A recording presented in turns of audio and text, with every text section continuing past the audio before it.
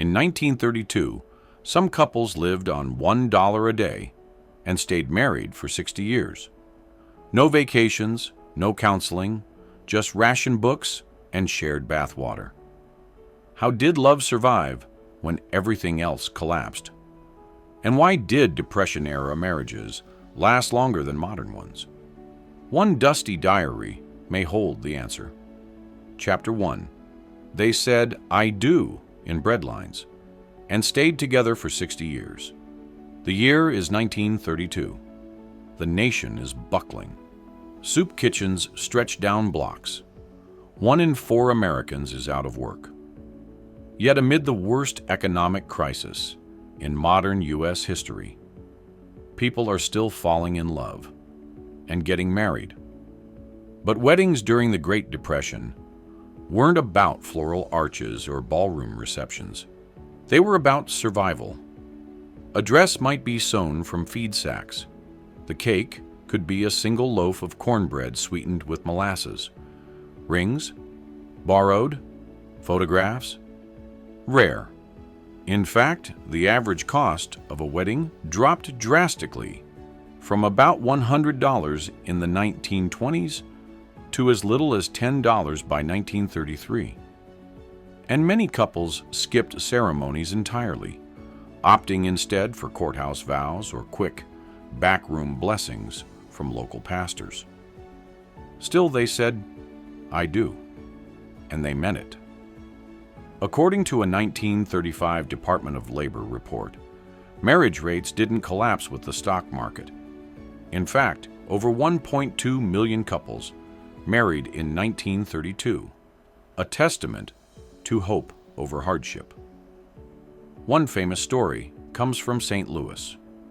A young couple, both laid off from their factory jobs, held their ceremony next to a breadline.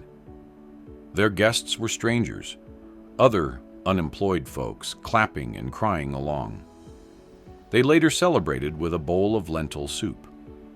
Fun fact: newspapers often printed Depression wedding tips, like skipping flowers to afford bus fare or having guests bring canned goods instead of gifts. Those marriages?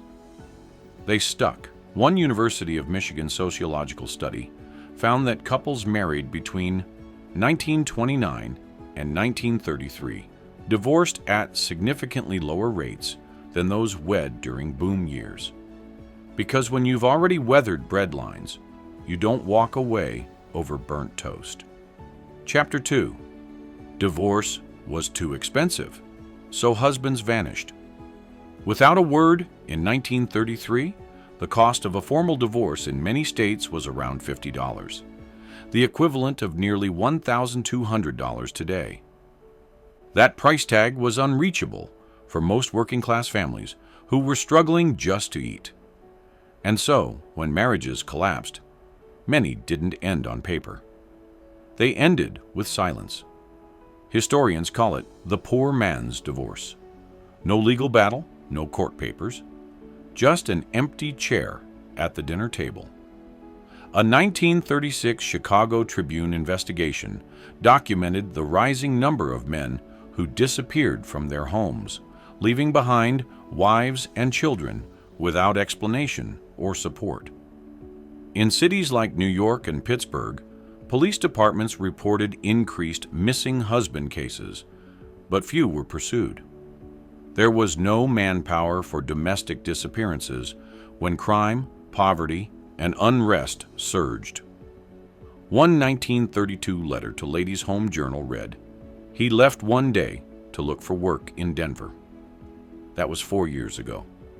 My eldest remembers his face. The baby never met her father. This wasn't always abandonment out of cruelty. It was sometimes desperation. Some men believed walking away would free their families from another mouth to feed.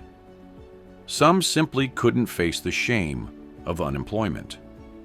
Between 1929 and 1939, divorce rates dropped nearly 25%, but desertion cases quietly increased, especially among working-class men aged 25 to 40.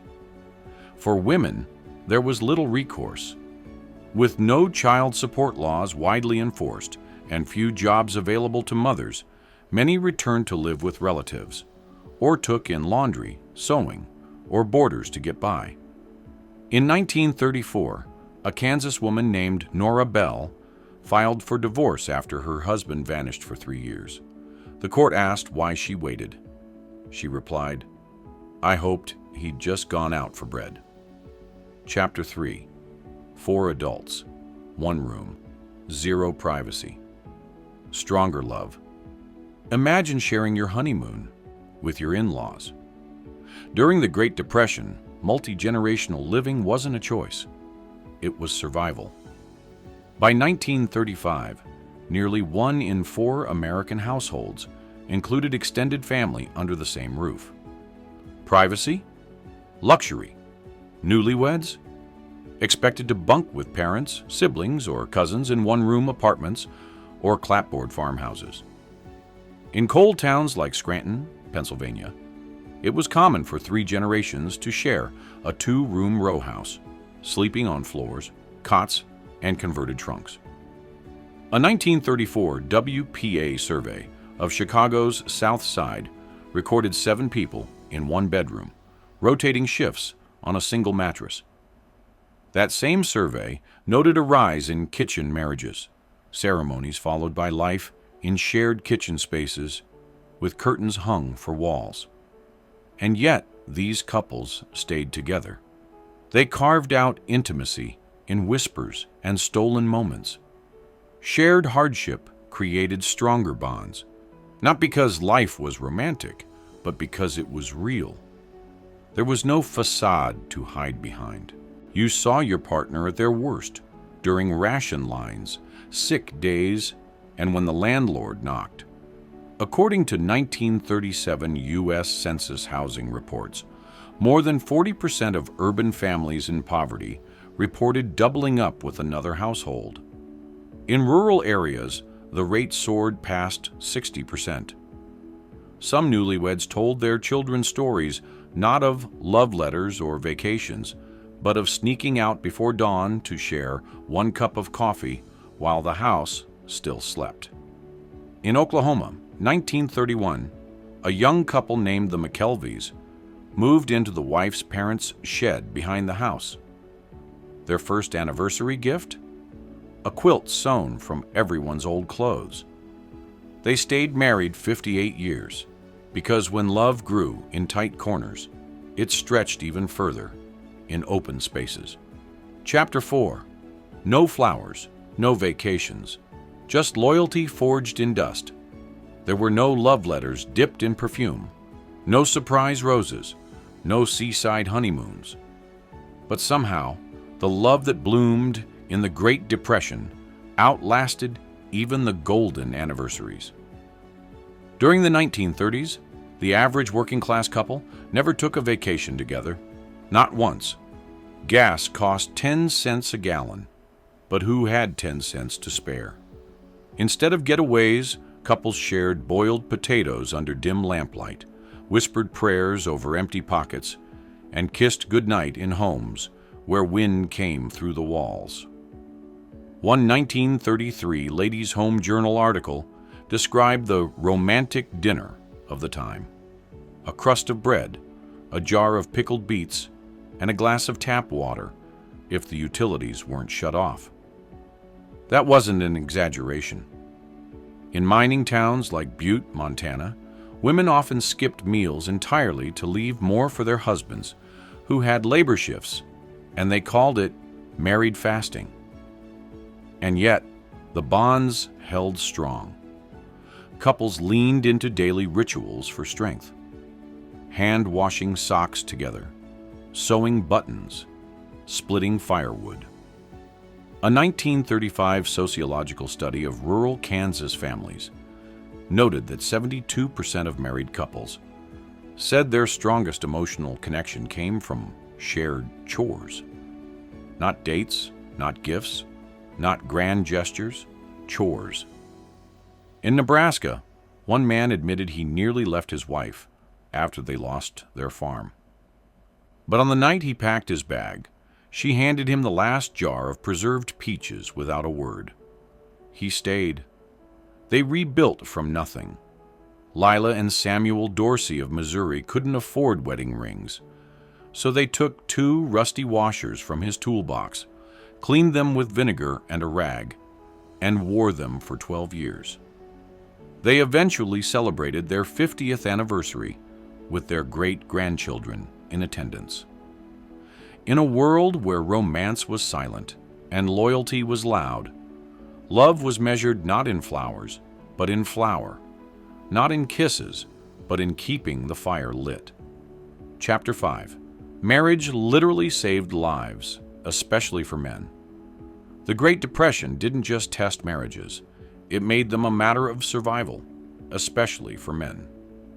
In 1932, the suicide rate among American men peaked at 22.1 per 100,000, the highest it had been in recorded history up to that point. Job loss, home foreclosures, and the inability to provide pushed thousands into silent despair. But one surprising statistic emerged. Married men were significantly less likely to end their lives than single men. Researchers at the time, and in later decades, concluded that having a partner, someone to fight for and with, offered psychological protection against the crushing weight of hopelessness. Doctors in the 1930s even referred to this as the shared burden effect. Men who were married were more likely to maintain routine, wake up, look for work, do odd jobs, fix things around the house. Single men, meanwhile, made up the majority of the hobo population, riding freight trains, drifting from town to town in search of meaning, shelter, or just a warm meal. In Chicago alone, over 60,000 unmarried men were recorded living in shanty towns and flop houses in 1933. Marriage, then, was more than a relationship. It was a structure, a reason to get up in the morning, a reminder that even in hunger and hardship, someone needed you. In Oklahoma, a farmer named Walter nearly starved after selling his mule to feed his wife and baby daughter. His wife, Milena, walked 6 miles to the next town to work cleaning houses and brought back enough flour to last the week. Walter later said, "If I'd been alone, I'd have given up. But she gave me no choice but to live." By the end of the decade, government surveys confirmed it. Married men lived longer, healthier lives, even through the worst economic disaster in American history. Their mental resilience, physical health, and emotional grounding were all stronger because they weren't alone. Love, it turned out, wasn't just a comfort. It was a life-saving medicine. Chapter 6. We nearly starved, but we never split. The grit that bonds forever. In 1934, the U.S. unemployment rate was still hovering above 21%. Bread lines stretched for blocks. Soup kitchens were overwhelmed. In this climate of relentless scarcity, many couples didn't just fall in love, they learned to grit their love into something unbreakable. They fought over flour. They cried over pennies.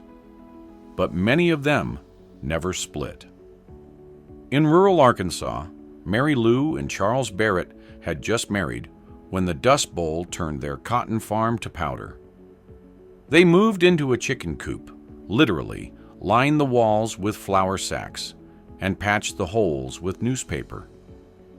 "We couldn't afford a bed," Mary Lou later wrote, "so we slept on hay." But every night, he still said goodnight like we were in a palace.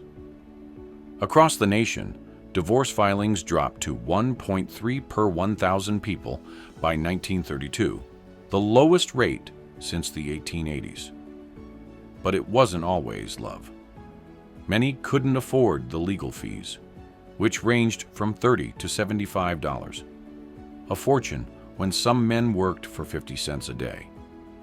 Still, many chose to stick it out, not out of fear, but loyalty built on shared crisis. "When you've both skipped dinner so your child could eat," said one Minnesota woman in a 1978 oral history interview, "you don't walk away just because you're tired of each other." And when intimacy faded, rituals remained. A shared coffee cup in the morning, sitting on the stoop together at dusk. One letter found in a shoebox in Illinois, dated 1936, simply read, "Today we had beans again. You hated them. I loved them." That's marriage. Some couples admitted they never would have made it if they had money. Prosperity might have pulled them apart. But because they had to rely on each other, solve problems daily, and face fear as a team, they endured. Psychologists now call this adversity bonding. Couples who endure sustained hardship together often build stronger emotional ties than those who don't.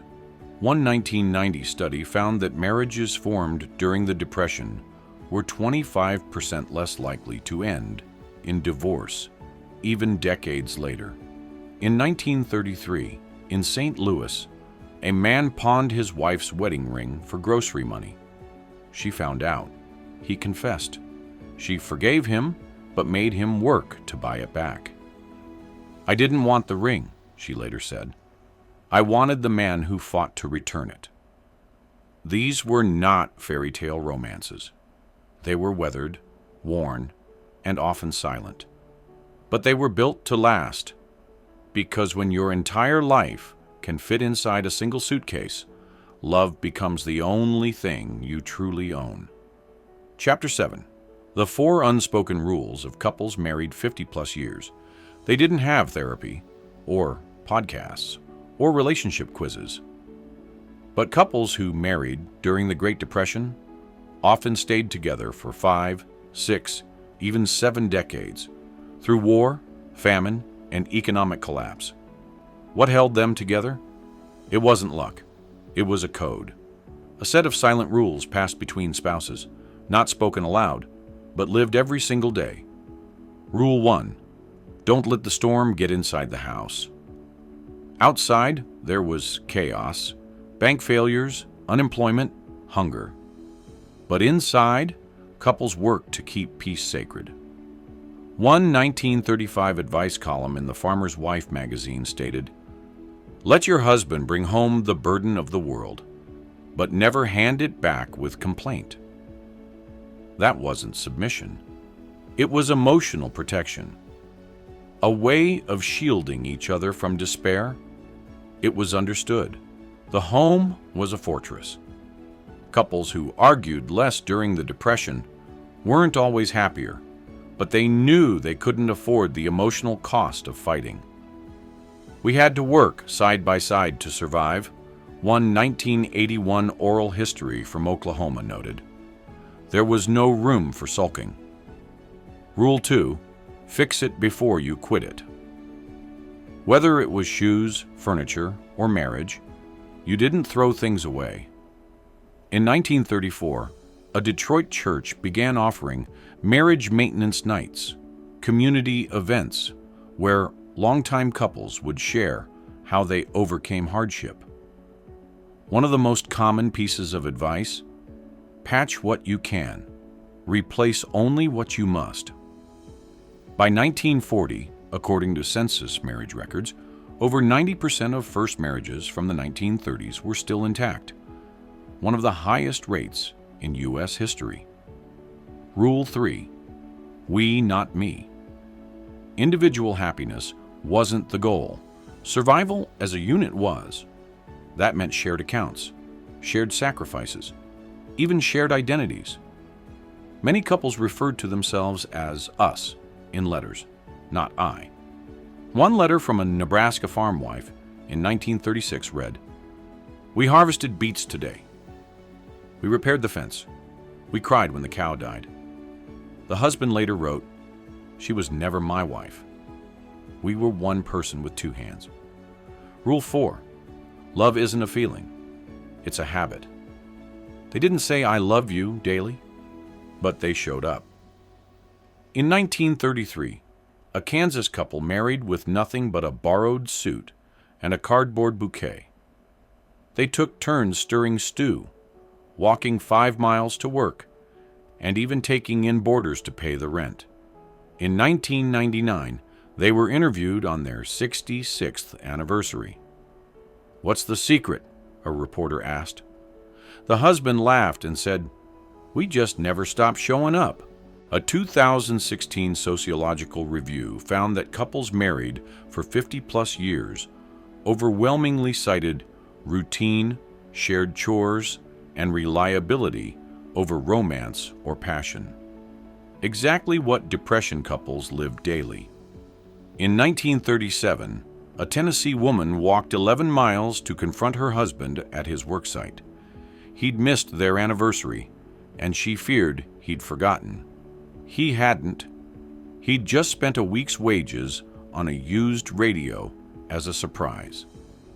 They listened to it together every night until he died in 1978. They didn't read self-help books.